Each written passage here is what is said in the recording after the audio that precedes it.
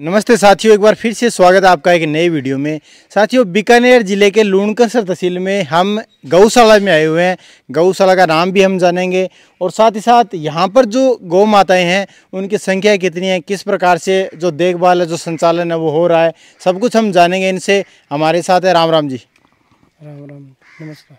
सबसे पहले तो आप जो गौशाला है उसका थोड़ा परिचय बताइए। ये गौशाला श्री वासुदेव गौशाला समिति सराय बिंसरवा जो ग्राम पंचायत हंसेरा में पड़ती है, तहसील लूणकसर, जिला बीकानेर है। आपका क्या नाम है? मेरा नाम कैलाश स्वामी है। तो कैलाश जी, सबसे पहले तो आप बताइए कि भाई गौशाला है ये कितने समय से चल रही है यहाँ पर? ये 2009 से संचालन में है। 2009 से। तो फिलहाल जो गौवंश की बात करें तो कितने पशु है फिलहाल? इसमें है 1370 के लगभग। 1370 पशु है। तो उनमें से जो मतलब आप बात करें हम कैटेगरी की, जैसे अलग अलग पशु आप रखते हो, जैसे बीमार पशुओं को अलग रखते हो और जो स्वस्थ पशु उनको इस हिसाब से रखते हो? हाँ, अलग अलग रखते हैं। तो कुल मिला के टोटल पशु 1300 से ज्यादा है? हाँ, 1370 समथिंग है। अब बात करें व्यवस्था की, तो उसके बारे में थोड़ा बताइए भाई, किस प्रकार से कितने यहाँ पर गौ सेवक है, किस प्रकार से आप पूरा संचालन वो करते हो? लगभग 50 यहाँ पे है जो इनकी देखभाल करते हैं। बीमार पशुओं के लिए वो चिकित्सालय भी है यहाँ पर व्यवस्था? हाँ, 4 अल्ले से है ना। अच्छा, 24 घंटे निगरानी रखते हैं पशुओं पे 24 घंटे रहते हैं। तो इनके खान पान की बात करें तो आप जो सूखी तूड़ी आती है वो मतलब बाहर से आप मंगवाते हो या फिर सहायता मतलब कुछ दानदाताओं द्वारा भी आती है, किस प्रकार से वो होता है सारा? कुछ दानदाता भी आते हैं और कुछ ये बाहर से आती है, ये हरियाणा पंजाब के साइड से, वहाँ से मंगवाते हो आप? वहाँ पे परचेज करते हैं। तो जमीन की बात करें तो गौशाला ये कितनी जमीन में है फिलहाल? मतलब आप यहाँ पर जो गौशाला का ये क्षेत्रफल है ये कितना है लगभग? ये लगभग 52 बीघा है। 52 बीघा है। हरे चारे की व्यवस्था यहाँ पर है या फिर नहीं? वो भी परचेज करते हैं। परचेज करते हो हरा चारा? साइलेज वगैरह भी मंगाते हो या हरा चारा ही परचेज करते हो? हरा चारा भी और ये तूड़ी होती है ना जो, ये भी। साइलेज वो जो अचार आता है वो मंगाते हो क्या कई बार? अचार नहीं मंगाते हो?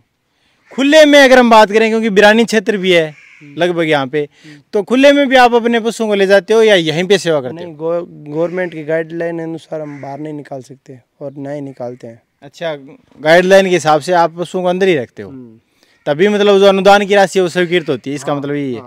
तो कुल मिला के अनुदान की राशि है वो सालाना लगभग कितनी आती है? लगभग 80 लाख रुपए। 80 लाख रुपए सालाना आते हैं।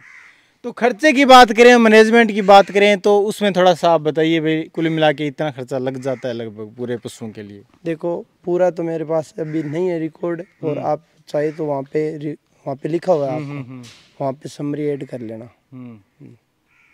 लगभग महीने की बात करें, महीने में इतनी तूड़ी या जो भी उस हिसाब से थोड़ा सा तूड़ी लगभग है, देखो एक दिन की आ रही है 70-72 कुंटल लग एक दिन की है।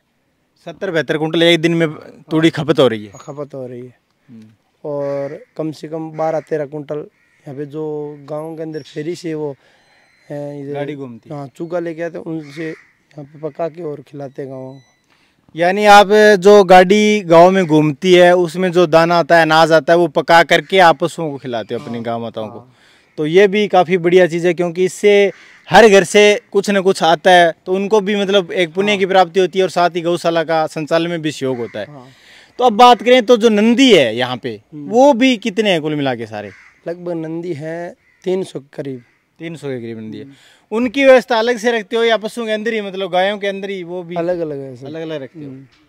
छोटे पशुओं की बात करें तो छोटे पशु जो छोटे काफ है, कई बार बीमार हो जाते हैं, ऑन रोड कई बार एक्सीडेंट भी हो जाते हैं पशु, तो उनकी संख्या भी कितनी है लगभग? लगभग 200।